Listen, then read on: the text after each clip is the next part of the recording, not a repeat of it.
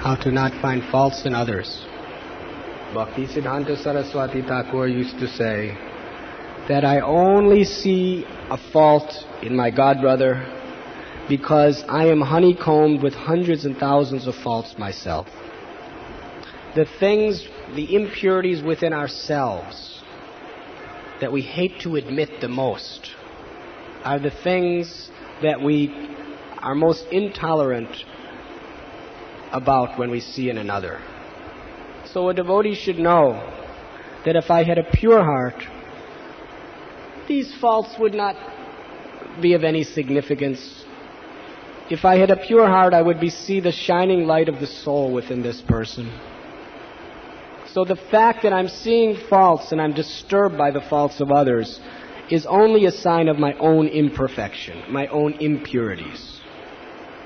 So every time we are disturbed with faults in others, we should use our intelligence to locate within our own heart the fact that it is only because of my impurity. It's not him, it's me that is at fault. We have to train our consciousness to be like this. And take it as an austerity, as a severe tapasya, probably more difficult than bathing in the Gomukh during the month of February. Take it as an austerity that whoever you want to find the most faults with, speak only good things about that person. It's great austerity. That's like putting your false ego in the Gomukh glacier during the month of February.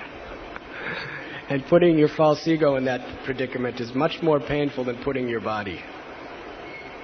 So if we are actually sincere, we should use our intelligence. Krishna says, conquer the lower self with the higher self. The higher self is your good intelligence given by God and the Guru. And your lower self is your mind and senses acting whimsically according to their preference. So by engaging our mind more and more and more in hearing the glories of the Lord and His devotees, we lose our taste for finding faults in others. So we have to occupy our minds more and more in positive glorification and refrain from finding faults in others. See the fault in yourself. See whatever fault in another as simply a mirror reflection of your own impurities. When you look in the mirror and you see a defect in your body, do you blame the mirror? Do you criticize the mirror? Or do you understand there's something wrong with me? Which one?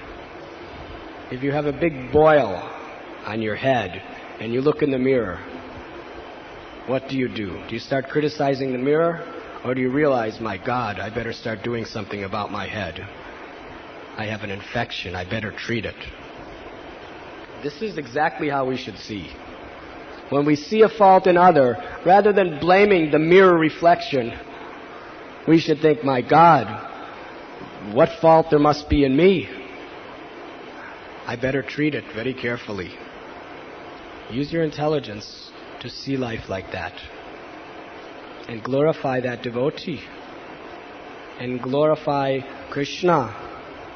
And through that process, param drisvani vardathe, you will develop the higher taste, where to find faults in others becomes completely unpalatable. In fact, when you do accidentally slip, you won't feel pleasure, you won't feel fulfillment like a materialist. You'll feel guilty, you'll feel filthy, dirty. My God, what have I done?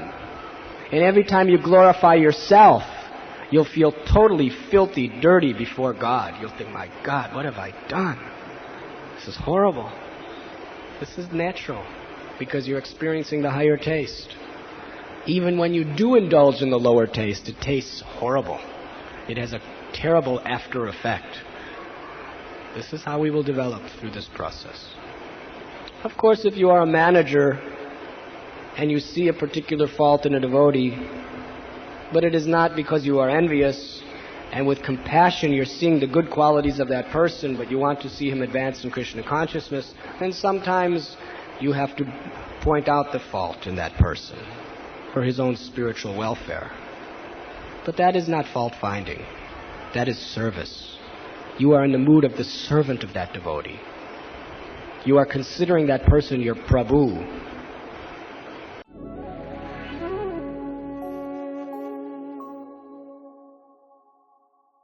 You were listening to Radhanath Swami on thesacredconnect.com.